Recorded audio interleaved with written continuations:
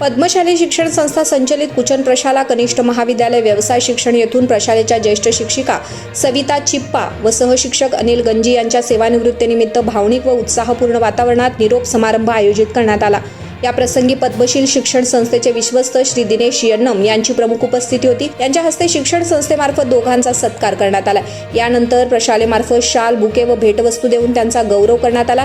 प्रास्ताविकात प्राचार्य युवराज मेटे यांनी दोघांच्याही योगदानाचं कौतुक केलंय। सविता चिप्पा मॅडम यांनी 38 वर्ष, अनिल गंजी सर यांनी 32 वर्ष अशी यशस्वी वाटचाल पूर्ण केली। या प्रसंगी प्रशालेतील शिक्षक, शिक्षिका आणि दोघांच्याही कारकिर्दीतील आठवणींना उजाळा दिलाय।